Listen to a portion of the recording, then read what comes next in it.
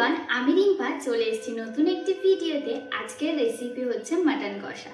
আসুন আমি কিভাবে তৈরি করি সেটা আপনাদের সাথে শেয়ার করা যাক। এখানে আলু নিয়ে নিয়েছি, তারপরে নিয়ে নিয়েছি পেঁয়াজ কুচি, তারপরে নিয়েছি রসুন বাটা, আদা বাটা, কাঁচা লঙ্কা বাটা, টমেটো কুচি। এখানে নিয়ে নিয়েছি ফোড়নের জন্য তেজপাতা, শুকনো লঙ্কা, গোটা গরম মশলা।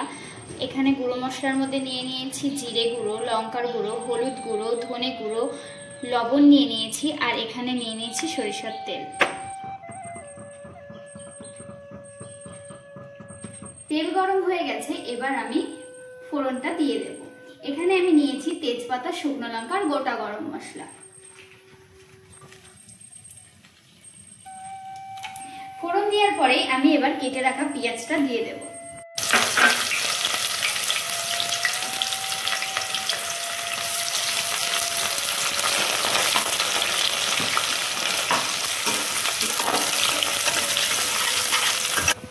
পেঁয়াজটা আমার প্রায় ভাজা ভাজা হয়ে গেছে, এবার আমি ধুয়ে রাখা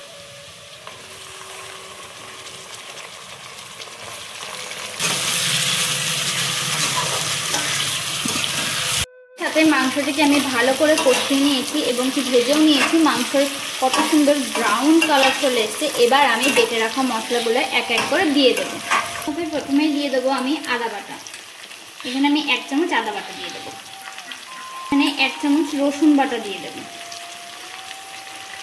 2 চামচ কাঁচা লঙ্কা বাটা দিয়ে দেবো। ঝাল আপনাদের পরিমাণ মতন আপনারা দেবেন।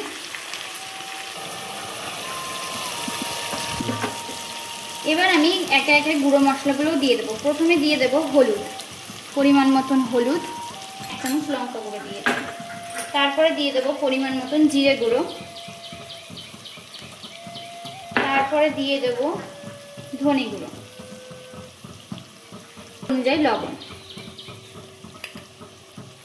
মশলাটি লেগে যাচ্ছে, আমি এখানে সামান্য জল দিয়ে ভালো করে কষিয়ে নেব।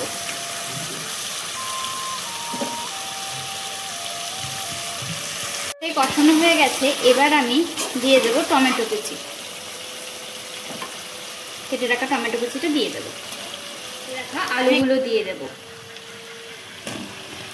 আপনারা চাইলে আলুটিকে ভেজেও দিতে পারেন। আমি এখানে আলুটিকে ভেজে দিইনি, আমি এখানে আলুটিকে না ভেজেই আমি এখানে সম্পূর্ণভাবে মাংস পুরো গরম জল ব্যবহার করছি। আপনারা যখন বাড়িতে তৈরি করবেন, মাংসটি রান্না করবেন, তখন সম্পূর্ণভাবে চেষ্টা করবেন যে গরম জল ব্যবহার করবেন।